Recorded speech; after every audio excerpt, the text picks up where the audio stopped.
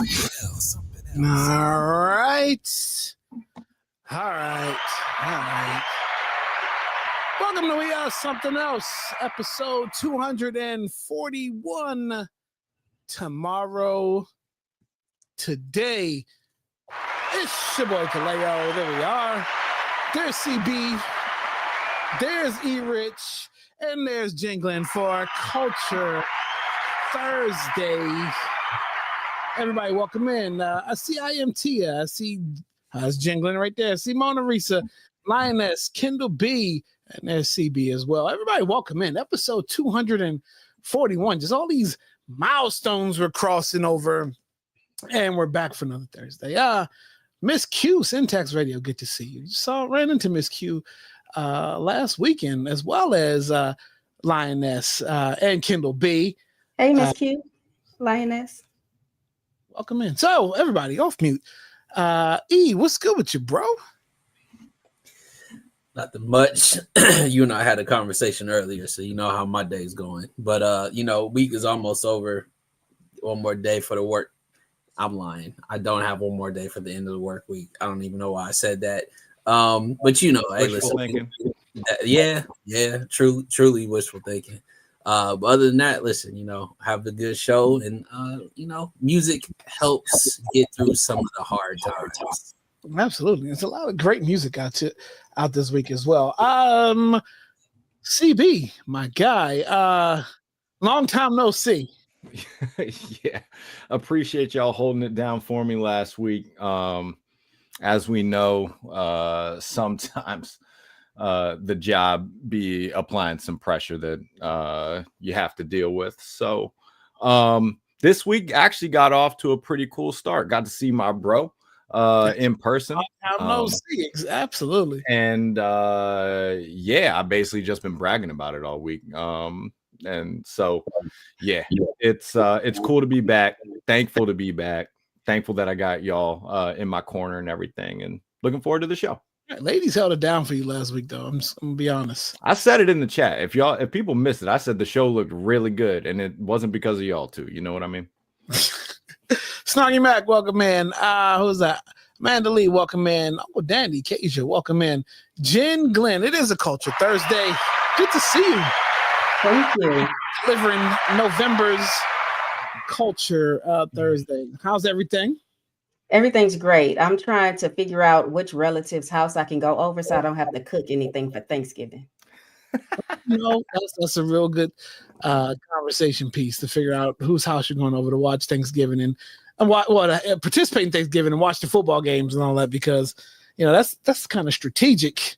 James and Peter, welcome in. Like CP said, my week was started off really good. I got to see my bro. Had a dentist appointment that put me back in the old stomping grounds. Obviously, when I made the appointment, I didn't know on the grounds of which I'd be returning. But, it was good. I was hit my man up early. I was like, look, I'm going to be in the area, and, we're going to do this or not. And absolutely. So we met in the lobby of the of the building, his current building, my old building. It was good to see the bro. Ran into a couple other folks, who showed love. So it was good. It was good to catch up and see the folks in that area. Other than that, look, coming off of a great weekend, we'll tell more of those stories. We'll get into those. That's kind of my whole abstracty thing tomorrow. We'll get into all those wonderful stories tomorrow. But it was good seeing some dope people last weekend as well. With all that, I know why y'all really here. Y'all really want to get to the culture. Y'all really want to hear what Jen has to say. But before that, let's get going. Let's wrap. All right. First story. Rock Nation Distribution.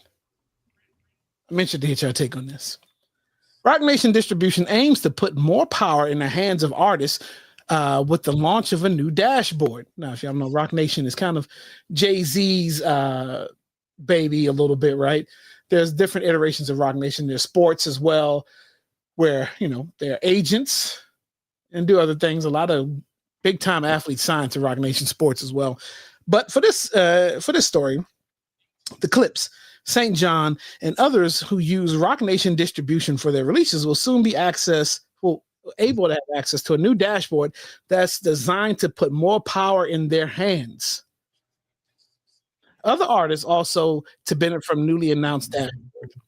Rock Nation Distribution President Christian Santini explained in a statement shared with Complex, the new feature marks a game changer for independent artists.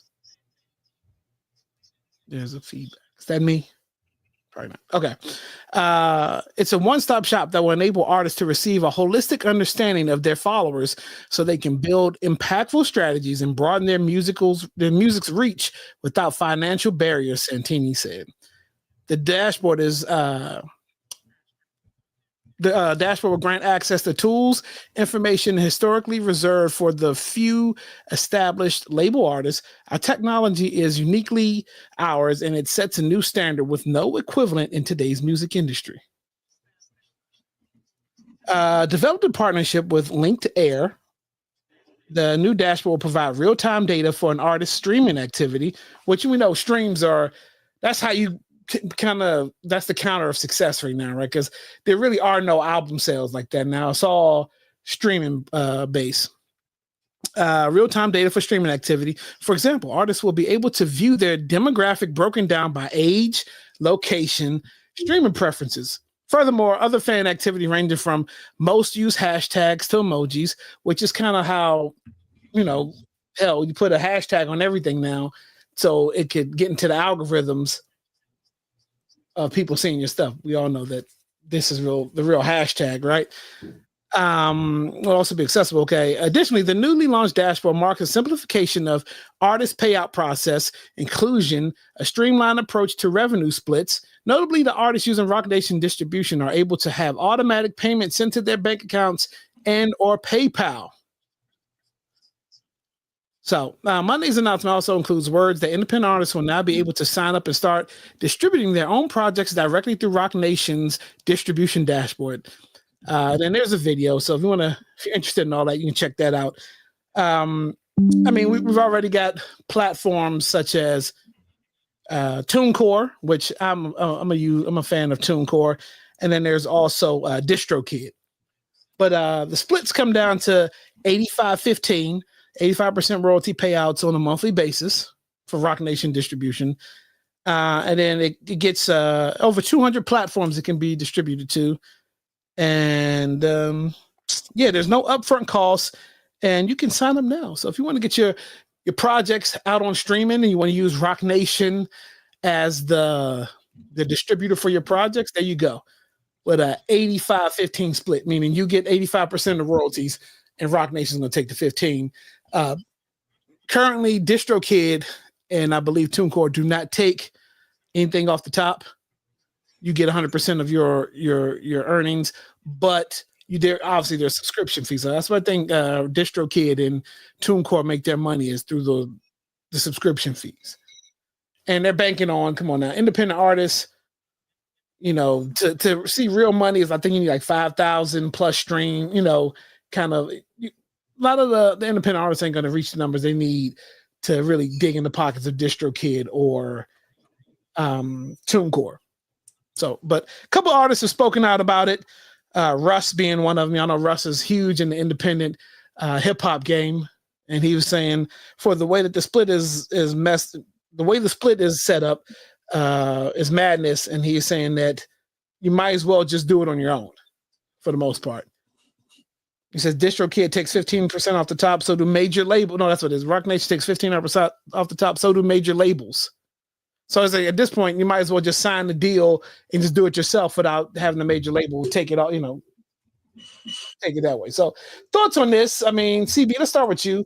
You're also an artist who has stuff on streaming.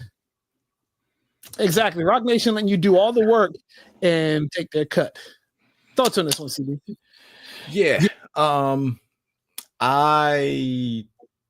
can see artists wanting to attach themselves to, the Rock Nation brand, the name. I think that that makes sense from a business standpoint. I can totally see why Rock Nation is trying to fill a space.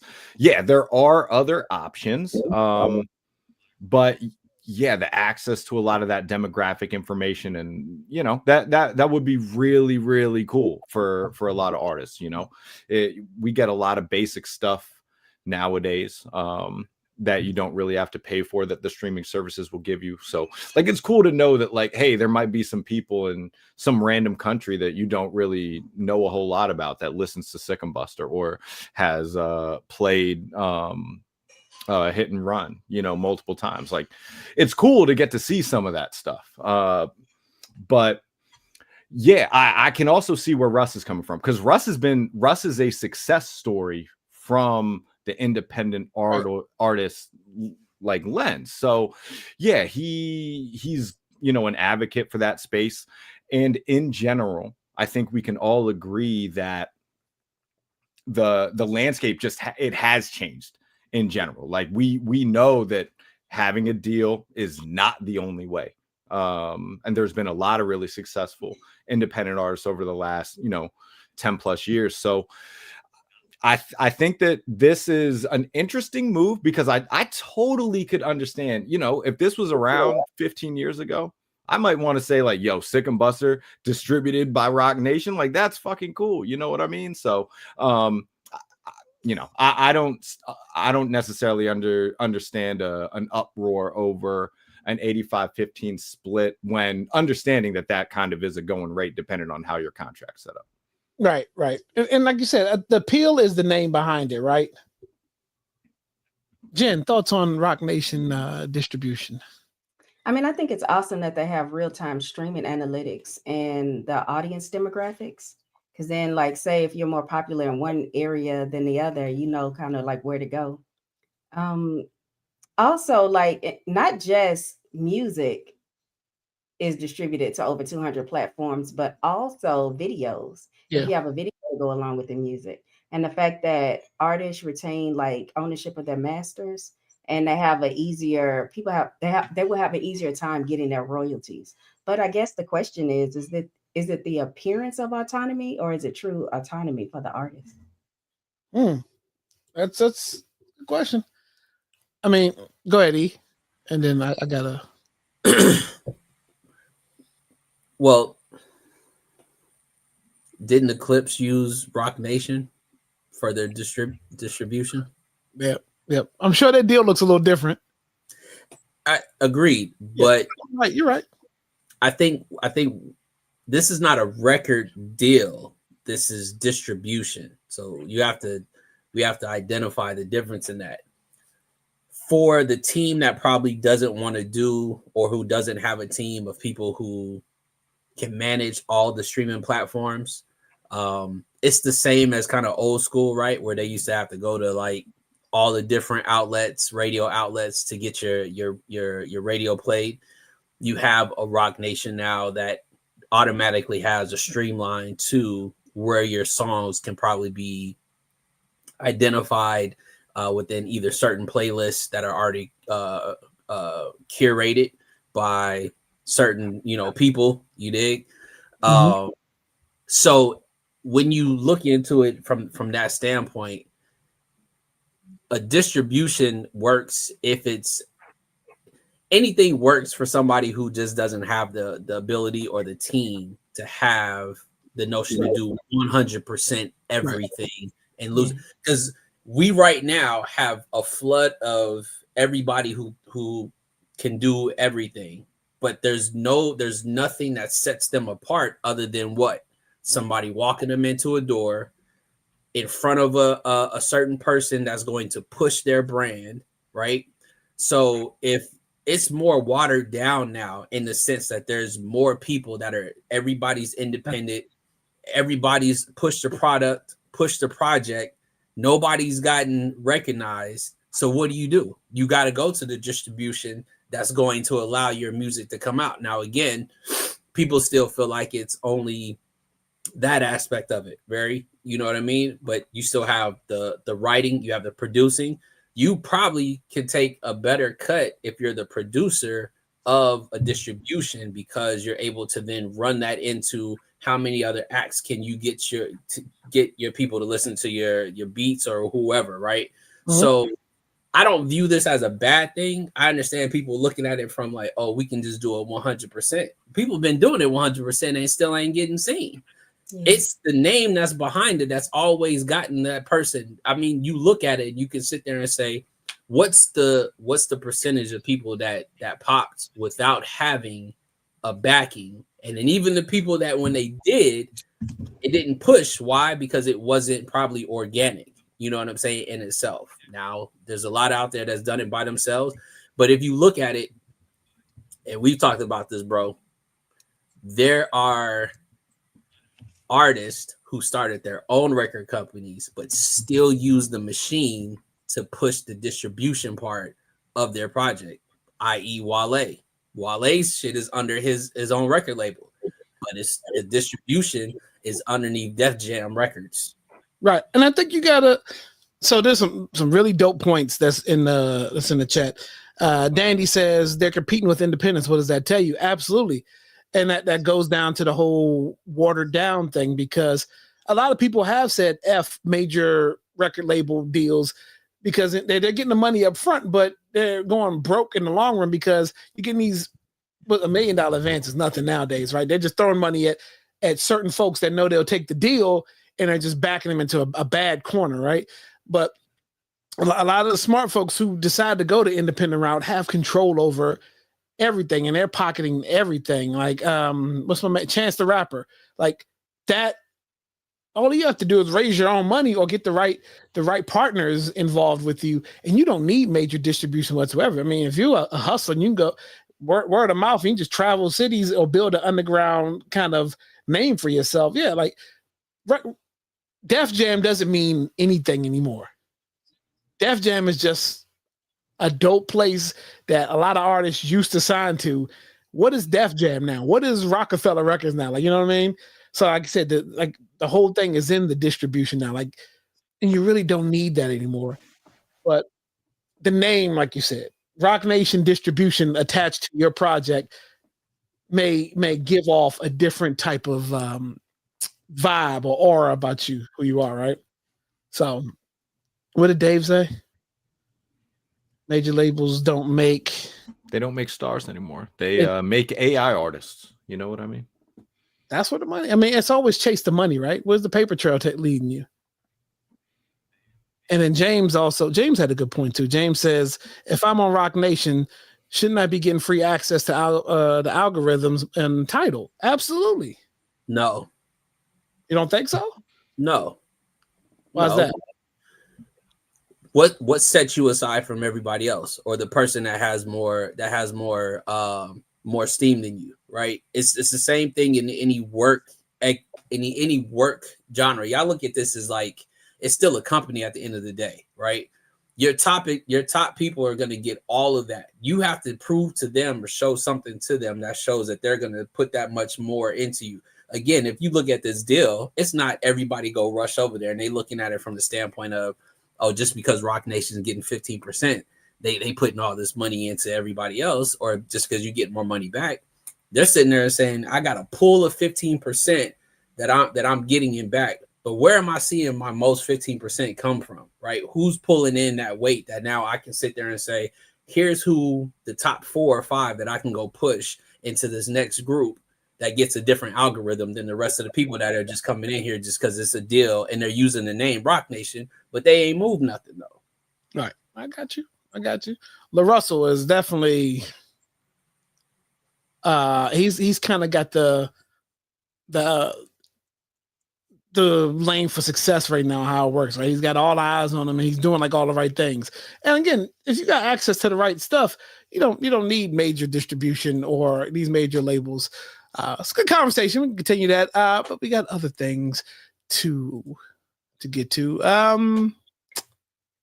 This one. Ja'Marr Chase. During last week's game versus the Bengals, versus Steelers, Jalen Ramsey, you saw get kicked out the game for throwing punches at Chase. Post-game interview, Ramsey revealed that Chase had spit on him, in which Chase said, "I didn't open my mouth to that guy." Well, great thing is that all these cameras exist right now, especially 4K, that can zoom in and can show you spitting on Jalen Ramsey. Ramsey has been Chase suspended for 1 game, which he appealed, but it was upheld. He will lose a weekly check of $448,000, $333,000. That's 1 week, and forfeit his $58,000 per game active bonus. So we saw at the beginning of the year where Jalen Carter, first game of the season, like second play of the game, spit on Dak Prescott and got 1 game suspension. I can't remember what his fine was. It was caught on camera. So look, to me, and I'm sure a lot of people agree, spitting is one of the worst acts you can do on somebody, right? That is absolutely horrific. There has to be harsher penalties, though, for him to only get 1 game, and it was kind of a precedent set with Carter, right? For him to only get 1 game and almost $500,000, less than $500,000 in 1 game. I mean, you're gonna have to start ramping this up.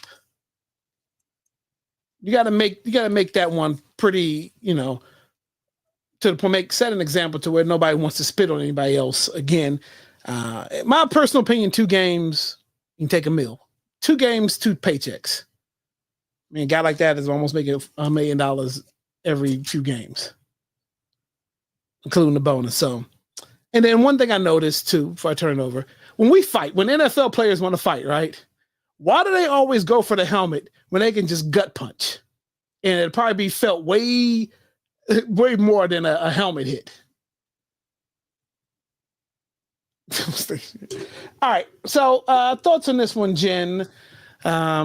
Is the punishment enough? And just thoughts on Ja'Marr Chase. I don't think the punishment is enough because that's nasty, spitting on somebody. But I just think it's crazy that he would say he didn't spit on Jalen Ramsey. I mean, he sounds like Craig saying he didn't steal those boxes. But it's just like, we got you on tape stealing boxes. Right. I mean, okay, so it's not like he unalived somebody. But if he had unalived somebody, at least I would be scared of him.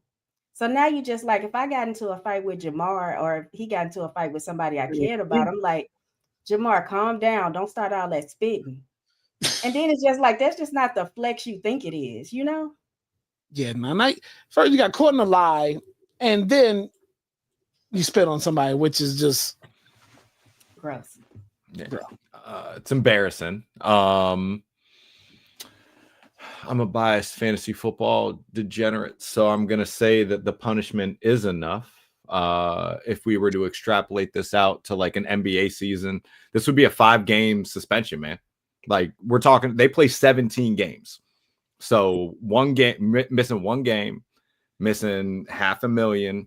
Like, yeah, my man, serving time. This is stupid. This is dumb. One of my favorite players of all time, rest in peace, Sean Taylor, got in trouble for spitting on a man in a game, bro. And like, so this is something that it's been a problem for forever. And why do dudes resort to this kind of shit? I don't know. So can't justify the behavior, and ultimately I do think he's getting the punishment that he deserves. It's not the punishment my fantasy teams deserve, I'm gonna say that, but that's the deal. He's got to deal with it, and his team's gonna suffer from it. We played football together, bro, on the same team. Hmm? And I dare that if somebody ever tried to pull that stunt, that we'd be in a different position right now than talking on this podcast, because somebody would probably still be getting out. No, it's the ultimate disrespect, even just like on just walking, right? Not even sports related, right? Like you know, somebody unfortunately tried their hand at that in school one time. Even if it was not directly on me, it was in my direction, and caught the 3-piece with a biscuit with the side of with the side of the locker. You know, I was pissed too, because we had a school dance that day. Do they still have dances? They still have school dances. They let the kids have school dances. Anyway, I remember that one. I was pissed, but it gets to the point where unacceptable. But I think the best out of this was what Coach Tomlin had to say when he was asked about it. Handle your business if somebody ever, if you get spit on, right? Like I got no problem with that. It's one of those things though where like I think it should turn his teammates off of like who he is as a person, because it's a character flaw. It's a character flaw, right? Like you can be the best athlete all you can be, but just doing shit like that is a character flaw. Now, I think it hurts his image of, even if he was ever to try to get out of Cincinnati, no team is going to want to take somebody who, and then you blatantly lie. Like it's just the blatant lie. Matter of fact, if you lie, just say like, yo, he said my mama, like my mom, he said something about my mom's and she's dead. You know what I mean? Like, give me something that would have been like, you blacked out. You know what I'm saying? It still don't make difference, but like you just was like, man, I ain't do nothing to that. Like there's 400 cameras on the damn field, and you gonna sit there and lie? Like, come on, dog. Yeah, it definitely, I think, turns me off a little bit. His image is just definitely tainted for sure, and I don't know what kind of sponsorships he has. And he's a Nike athlete. He is it. Spinners, of course. But also, what's also extra dumb about it, guys, is this is Ja'Marr Chase.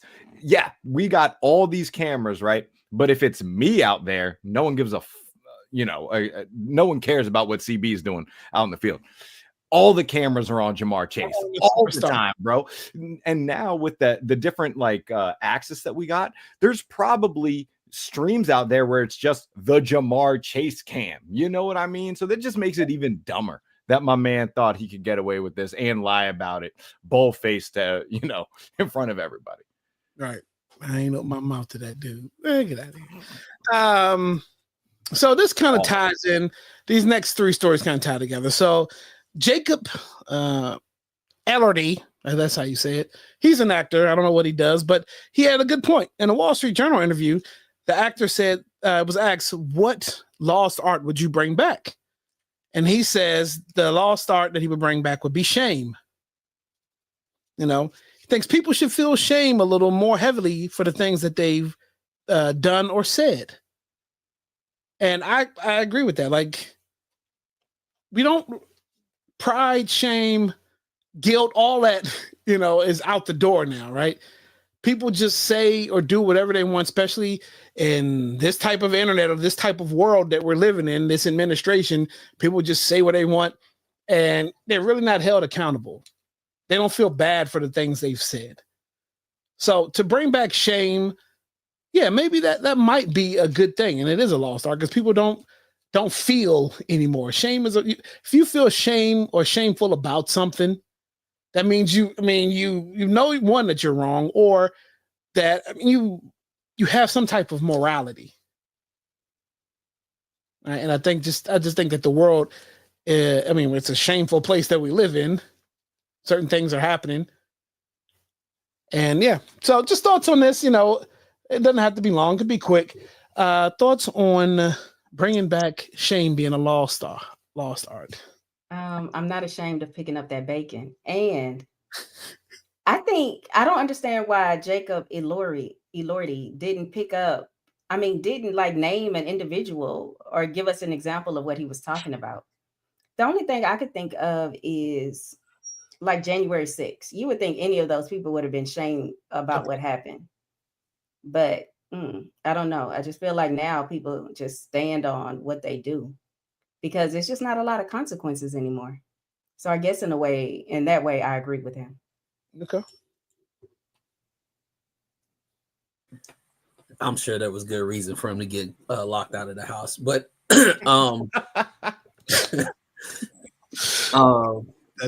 listen.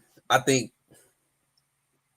key points to it was like when people don't have shame is because the morality is gone, right? Their character is gone. Their ability to be human and understand that the things that happens around them really does, affects something more than just, themselves, right? So, but I think those are the people that you can't argue with because there's no way for you to tackle the fact that they only think one way and one way only, right? Hell, we still feel shameful for certain things that our people do, and they have a correlation with us. Absolutely. No related, nothing. Like, we have a key slogan of it used to be that they used to set us back when we saw certain things. Mm-hmm. That's shameful. We know that other side ain't got nothing like that. They don't have a saying. They ain't got nothing. They just look at it and they think that it's entitlement. That's what they're used to. But again, I view them as we won't get there because we need to keep the YouTube page up and running. So who's up next before I go into? So just to circle back to my whole point about shameful, like nobody is being held accountable for the acts, and the world we live in is just, again, it's a here and now thing. No consequences for people's actions. And speaking of which, this ties into the last story I want to talk about. And I know you probably seen the video. Well, I'm not going to show the video tonight. But Korshanda Hatter, 33, a mother walking her two kids, a pregnant mother walking her two kids to school in Chicago, were attacked and beaten on the way by a bunch of elementary school students headed to the same school. Video is super hard to watch. In the video, you can see a little boy holding his mom, like almost trying to shield her from the attack. But then there's also just there are punches being thrown at this mother, and while her kids are there, and at some point they go to the ground, and it's just a horrible video to watch. Right? Shame, right? Nobody feels shame about this. Nobody feels guilt, but there should be some consequences. They said the kids were making fun of the mother for the way she walked. They had bullied the son and daughter. Had been ongoing. And part of the story, they said the mom suffers from sickle cell, which is kind of affected the way she walks. Mm-hmm. Outraged community, once the video went viral, went to the school and asked for accountability and demanded that these kids be brought up with some type of charges or something. I'm talking about elementary school kids. My kids are elementary school. At some point, I know this generation is just trash, right? Kids aren't. Where the mothers at, right? Didn't we just have a whole viral moment last week about a 12-year-old robbing people in DC, and we went crazy over the dude's reaction more than trying to figure out where this 12-year-old girl's mother was at. Well, where the parents at here? And then one, like, for us guys on here and a mother that's currently on the stage with us, like, I thought mothers were protected. When did we start going after mothers? That's crazy. Right? And you're talking about just walking your kids to school. Now, what if this mother had a weapon on her? Then you got some somebody else's kids laid out on the ground because his mom was just simply protecting her family.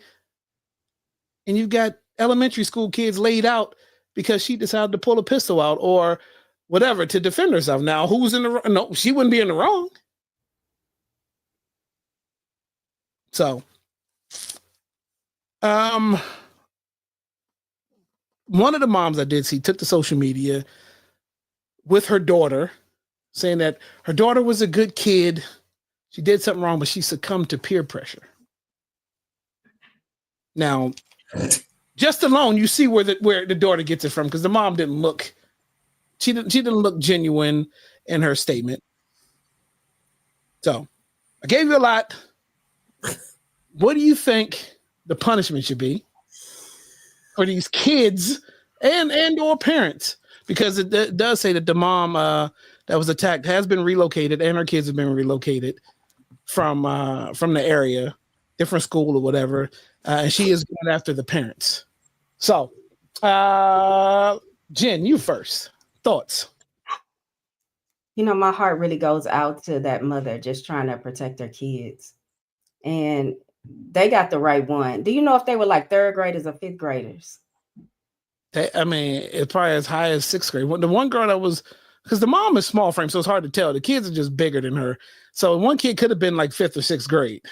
Okay, because I feel like I could take a couple of third graders. Now, once you get up into the fifth, I don't know. But yeah, I mean JAIL for all of those kids. Like it is what it is. And they have it on tape. Like they should have as much sympathy for those kids in the justice system as those kids had for that parent. Yeah. It's like a double-edged sword almost, right? Like here you are with kids that need to be parented and taught a lesson here, but then also like how hard do you go on the kid? Like they're kids, right? Go ahead, E. I mean, you know, with the way that this shit is set up now, like some of these kids in third grade or fifth grade, damn near as tall as their parents. I don't know what that's about, but anyway, I think that you gotta tackle the parents on this one. You got to. Unfortunately, it's a generation that's losing out because of their parents that just don't give a damn about them, and so they don't give a damn about themselves. So it's a reflection of now what their kids go out into the world is, right? Which is my parents don't give a damn about me, so I don't give a damn about anybody. And then when I did see the girl on there on the news crying, I'm like, she's only crying because she got caught. Mm-hmm. If this didn't go viral, they would have been in school laughing about it, joking about it. You know, probably would have been on somebody's, social media page, joking about what they did and how they got down and they didn't get caught or whatever like that. But, you know, I'm a firm believer. Like I said, I don't give a shit. I'll punch a kid flat out. I will. Kids can be jerks too. They are. They can be. And yeah. Nah, man. Nah, kids for real can be jerks. Like kids are assholes most of the time. Like if we're being honest. And I love my nieces and nephews more than anybody on this earth. And I'm gonna say kids can be assholes from time to time. But nah, man, like Sammy said it earlier. Where's the community? Like there's a failure on a lot of levels here. Speaking on Chicago specifically, we know that there's a lot of violence in the streets out there, a lot of gang stuff.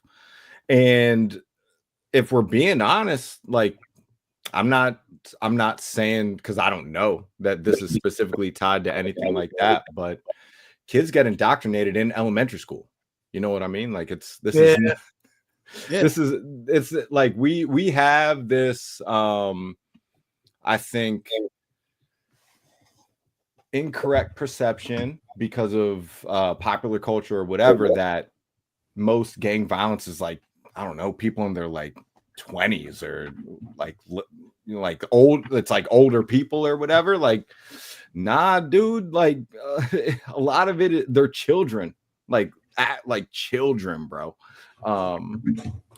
And it's just a highlight of a larger problem that we have as a society. And really, like, it takes a community to not be able to allow something like this to happen. So it's where we're at, and it's not isolated to a place, just, you know, it's not isolated to just Chicago.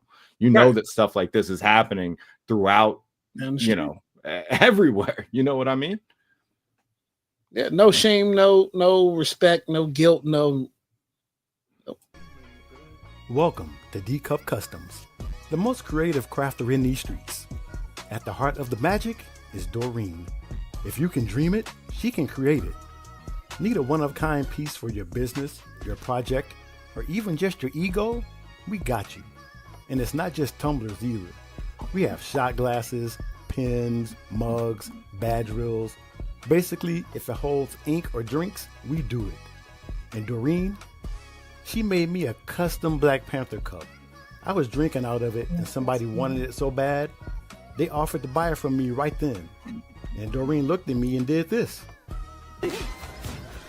Take it, fool. Turn down that good money. Look at this piece. It's gonna be amazing when it's done. But we don't just do ink and glitter. We also do custom vinyl. So again, if you can think of it, she can do it. We also love working with our guys, and we can't wait to work with you. So if you use the code WRSE15, you will get 15% off your order. Thanks. See you soon. Shout out to the wonderful folks of D-Cup Customs.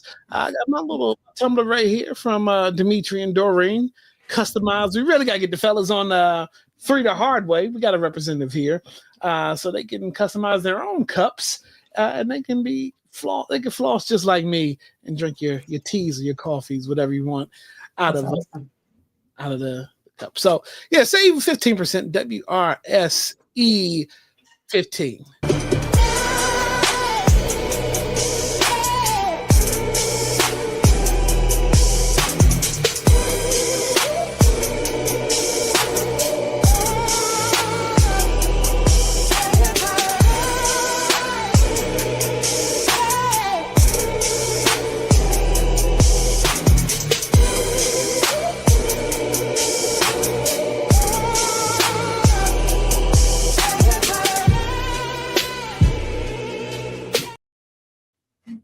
All right, it is a Culture Thursday. Wonderful, talented Jen Glenn. Hey, y'all, welcome to the culture. Okay, so as of September 2025, there are approximately 900 to 1,100 billionaires in the United States. The first billionaire didn't exist until 1916, which was Rockefeller. Fast forward from 1916 to 1960, there's only 10. Then from 1960, fast forward to 1982, when Forbes was putting out their 400 richest people, there's only 13. In 1982, there's only 13. Now let's see where we sit today. 3,000. So how come for like 100 years, the needle barely moved? In 100 years, you're talking about from 1 to 10 people. And then all of a sudden, it has shot to 3,000 people. Well, IT is the reason, technology. Because now when you are a money grubbing, hoarding billionaire, you're not limited to hoarding money from the people in your immediate vicinity. Now with technology connecting us all over the world, you can grab money from all over the world to stockpile it. Just in the United States, there's nearly 1,000 billionaires now scooping up all the resources from our country and shoving it up into their little lairs. We've had to introduce new words to deal with the amount of wealth that is being amassed by the very few. So now we've come up with centibillionaire, someone who's got $100 billion. The first person was Bill Gates in 1999. Now there's 17 of them. $100 billion. Here's why that matters for all of us. Because in 2004, billionaires only contributed $13 million to politicians. 13 million. That's in 2004. Just 20 years later, that number would rise to $3 billion. So they have bought our government, lock, stock, and barrel. And now they're just making more laws that will allow them to continue this race to become, now that Forbes is tracking it, Well, now we've got a competition. It's not enough to be a millionaire or multimillionaire, and it's not even enough to be a billionaire anymore. Now we need to be centibillionaires. And of course, the next big thing, Musk is trying to make himself a trillionaire. And it's all about, if they can control the government, they can make sure that, where are they going to get the money from? They have to get it from you guys. They have to get it from everybody in the lower class and the middle class. Because the people that are on the same class as them, they know how to play that game and how to keep each other from getting their money. So they've got to fleece the people below. And so they control the government so that they can just continue and continue to build an insane gap of wealth. To me, here's the irony. When you look at communism, isn't it convenient that you end up having one little group that controls all the money and resources and decides what anybody else gets? Then you look at fascism, where you have one dictator or authoritarian controlling everything and telling everyone else what they're going to get. And what do you have with capitalism? Oh, that's right. The exact same thing. All right. Now, I guess my question for you guys, do you think that billionaires putting so much money into the government is going to affect us all, because they're going to make laws that actually make it easier for them to continue to be billionaires and harder for everyday people? Or do you think it's good that we have so many billionaires? Coming from a center broke dude, I don't know. I mean, I think the rich is going to stay rich. Middle class just stays middle class, and the poor just stays poor. Like there really isn't much opportunity to break those brackets. And not a lot of people have the access or opportunity to break those different brackets. So I think their money just stays their money. I don't think much changes. You don't think much changes? What about UCB? Now, I think that it's probably not the best that we have this many billionaires when none of them are my homies. That's the most important thing. I would feel a lot differently on this subject if Kaleo or E Rich were like, yeah, dog, like, come on, man. We're just playing golf every day, bro. Like it's cool. We got the podcast and all these billies. Like we're just out here chilling. No, because we've been seeing this happen in real time. Look at the dude that is supposedly running our country. That like it's right there. It's right there in front of everybody. You know what I mean? So yeah, nah, I don't necessarily think it's a good thing. But also, maybe this is the wrong thing for me to be focusing on. But I needed my lady to not say you guys in the video. I needed her to say us. For her to say you guys, it made me feel a whole lot different about how that shit was delivered. So. Oh, CB, I didn't even notice that. That's pretty good. I'm saying. Okay, E Rich, what do you think about the amount of billionaires we have in the country right now? Cash rules everything around me. It's going to be the same thing. It's no different than what happened when we weren't here 100 years ago, whatever you want to call it. The people that were rich still move the needle because they have the influence, and that's what it is. The common folk that you feel like there's more people that probably are less, if you will, successful, if you say, or middle class and low class, you would think that if the fact that they are outnumbered, they outnumber the people that have money, that they would be able to change stuff. And we've seen that still doesn't do anything. Because at the end of the day, that green piece of paper that just kind of moves it moves everything. So unfortunately, we've seen people bow down at it who probably had good intentions to begin with, but as soon as it was presented a position to be a little bit more richer than where they were in a hard time, then it's an influence. So at the end of the day, it's not going to change. I just think at the end, I think we just you have to rely on what's the difference between good people who use their money, a la Bezos' ex-wife. She been feeding the black colleges like crazy. Yeah. Like the money that she's giving out is retarded. I forgot we can't say that anymore. Clip that. But other than that, yeah. So, I think there's more conscious people that do have money that are giving it to the locations that need it. And they just don't get the same acclaim as the other people that are out here using their money for bullshit. You know what? That makes me think that it's actually a good idea that we have more people with money, because then there's more people to give out money to the right places. So, but guys, that was the culture. Thank you. Awesome.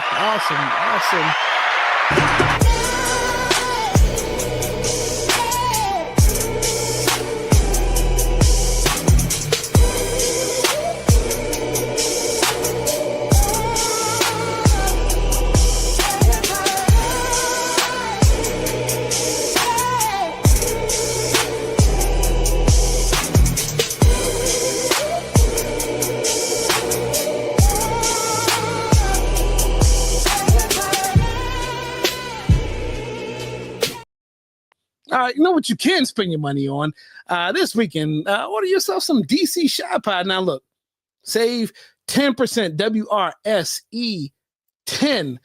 Go to DC Shop Pod, Black-owned business. You know, we love support our Black businesses. Black Business Series guest Grant Thompson, Margaret Thompson, wonderful owners of DC Shop Pod. Look, go visit their new storefront in DC. I had a friend last week who wanted some DC Shop Pod at their party. Now, had they reached out to, you know, one of us here on the show, they probably could have had DC Shop Pod at the party. So, all that said, look, WRSC 10, they do ship. So if you want to try some Chicago deep dish pizza that's Black owned, hit up DC Shop Pie. And now.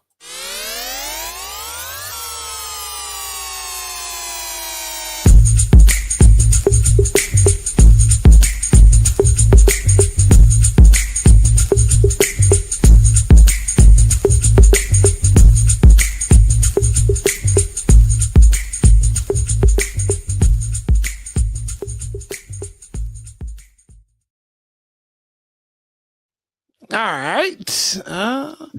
What you got for us this week, bro? Is it just right. We're going to get straight to the point. I do see the time, and I know my brother's making sure we stay on schedule. We've been doing good. Anyway, so listen, we got we have a day off coming up next week. Whether or not you choose to recognize what day that the calendar says it is, other than just, you know, enjoying some time off and potentially just, you know, making any type of food that you would like and not a specific food that you have to eat based upon what, you know, some people decide that was. But more, this is just really about a store that has been low-key killing it. And I say low-key, but I think it's like high-key at this point. And I really just kind of want to know, like, who's in the kitchen, the test kitchen for Trader Joe's? Because what in the world? Who thought to come up with cornbread crisp? Now, listen, before this, they had the hot honey popcorn. Before this, they have the, and my bro, they saw me post it, or I sent a picture. They had the banana pudding ice cream, right? Oh my God, sorcery! Listen, what I'm telling you right now, we need to find out who is in the Trader Joe's test lab, because they either got to have the arms of that lady in the kitchen that shakes when she's trying to stir some shit. Or somebody, because the shit that they come up with, and we know what type of store Trader Joe's is, but somehow they have effectively added seasoning to a location that is it used to be unseasoned. Let's just call it what it is. Trader Joe's used to be very unseasoned when they first dropped out. I think Sprouts actually put a little fire under their ass, because Sprouts got a location where they definitely got some seasoning in Sprouts. You did. Listen, these cornbread crisps, motherfuckers is really out here trying to get to these, and they really So is it just is listen, man, they out here. If you get your hands on them, listen, go ahead and test them out. Tell the pod what you think. But listen, this ain't gonna be it. It's gonna be something else by the end of the year. Some more shit. Again, I say the shit. I put the shit in the group chat, and the homies be like, "Yo, that's crazy. I'm on my way over there to go grab that right now." Yeah, that ice cream, that banana pudding ice cream, dangerous.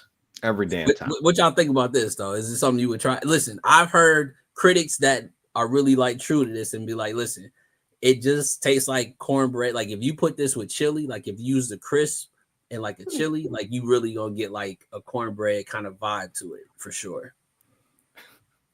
I mean, would you try it? I would try it. Why not? I would try it. I thought it was gonna be like a chip, but that's a crisp. You say you could eat it with chili?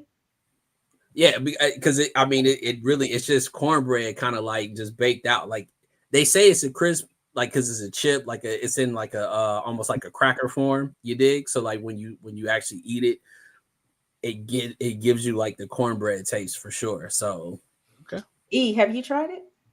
Nah, I went to the store, but I got some family members that tried it, and they was like, for sure, they were shocked the fact that it actually does taste like.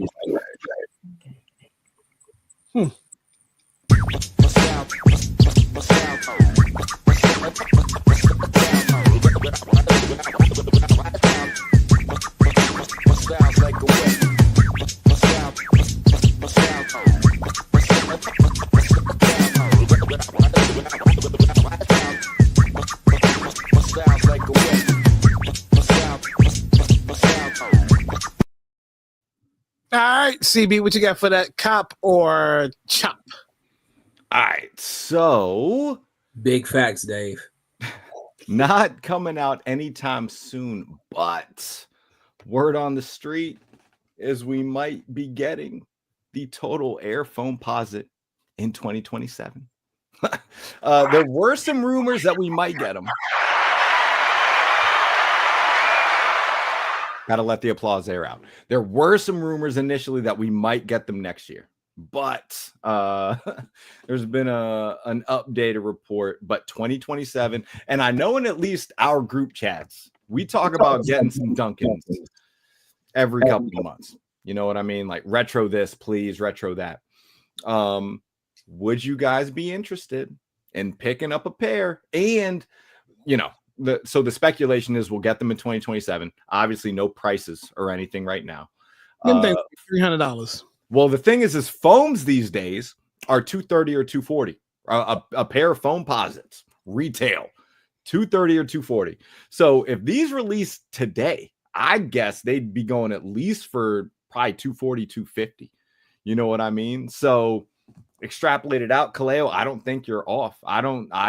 I could foresee these being $300 in 2027. I'm about to say, especially 2027, that's 2 more years of demand, pretty much a year and a half. Yeah. But what is the price that y'all? The price is the price, right? Like what is the price that you're willing to pay for the like retail price? Like you tell me, hey, CB in 2 years, if it's above this number, I can't do it, just so I can hold y'all accountable. Look, I'm $300. I'm not going higher than that. And the thing is, it really depends on Nike, right?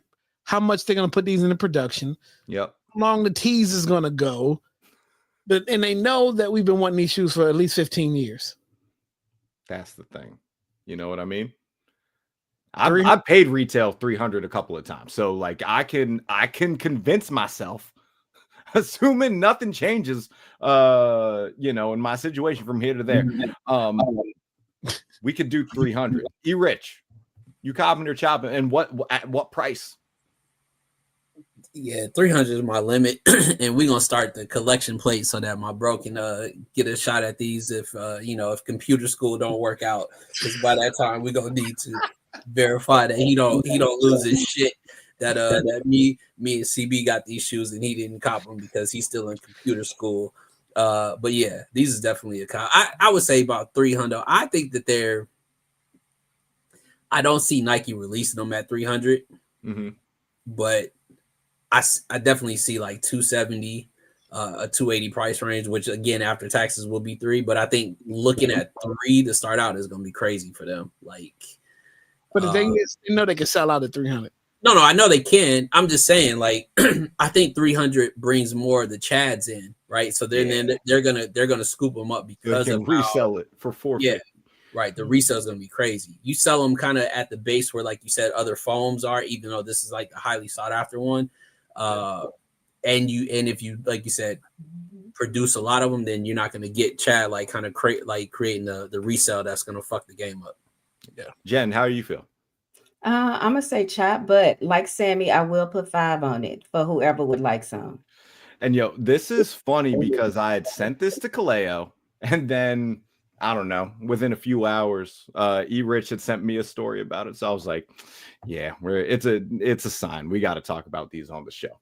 Yeah, we've been dying for these for all of like 15 plus years, and they know what they're doing. Wale said we're never gonna get them because then he wore a pair recently.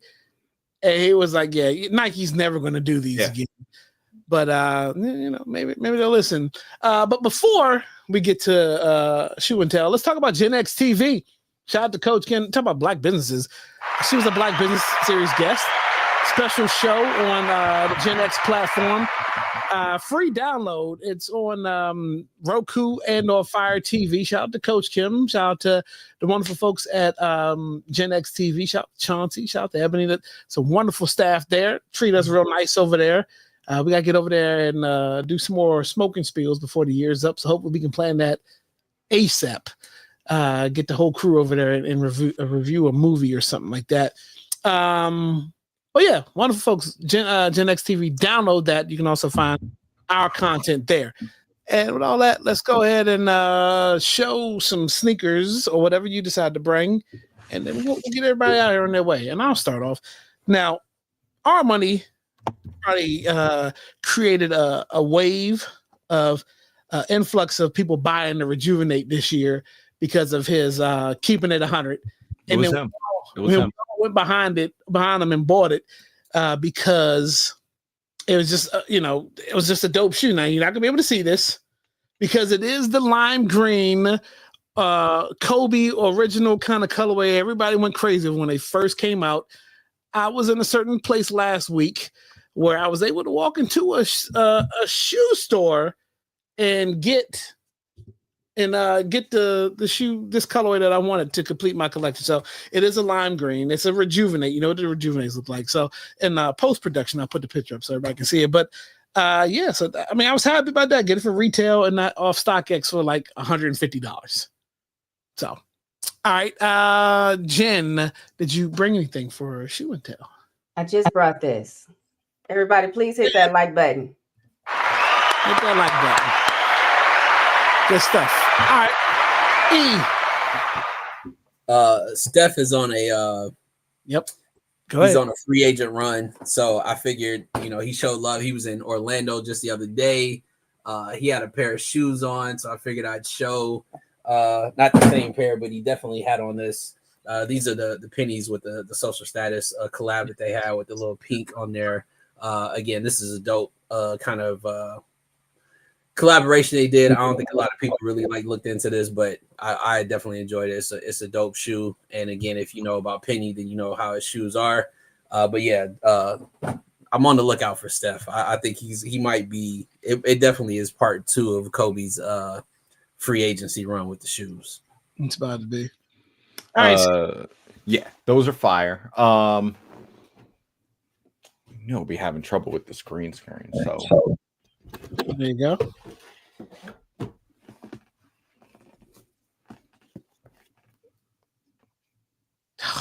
The Costin SB 95s. Y'all know how I feel about the Fireberry joints. I think that Nike did their thing, collabing the SB and the 95, and I think there's going to be a show later this year where they get talked about a little bit. So, yeah, I think so. All right. Oh, and got extra laces. Dope. All right, so look, that is pretty much everything we have for y'all this week. Appreciate you for joining us. Probably will not be an episode. There probably won't be an episode next week. I don't think. If it does, keep a lookout. Maybe it's a Wednesday episode or something like that. We'll talk behind the scenes. But I'll tell you what's coming up in December, what you can look forward to. Top 5 shows. Top 5 albums of the year. Michelle, good to you, Airstream Queen. Top 5 albums of the year and top 5 sneakers of the year show. Our biggest shows that we like to hype. Man, we already hype up all year long. And then typically after that, we go on hiatus for a little bit. But yeah, top 5 sneakers, top 5 albums. Want everybody to participate. So look out for the little interactive thing that we send out, and everybody can send in their stuff so we can talk about that. But other than that, catch us tomorrow. Kindle B Morning Show live on Station Head, 6 a.m. Pacific, 9 a.m. Eastern, 8 and 7 somewhere in the middle, followed by We Are Something Else, just Abstract with me. I got a lot of stuff to talk about. Lots and lots and lots of stuff to talk about for next week. From last week. Hopefully everybody has a great evening. Anybody got anything else to share? 3/4 zips. 3/4 zips. Damn it. 3/4 zips. And then also, when you have a 3/4 zip on, make sure you stream the album Give Me Some Space. Me, Sean Xavier, lyric video out now for Give Me Some Space. Also, some dope interviews happening with me and Sean.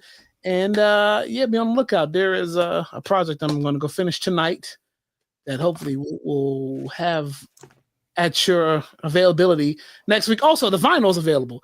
ElasticStage.com/GMSS. Order that Give Me Some Space vinyl.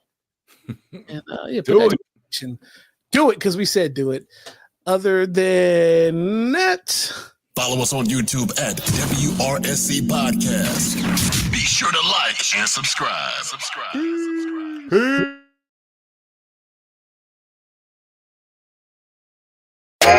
Ain't coming, I ain't fishing in the past, but I'm jumping to the bag. Ain't coming,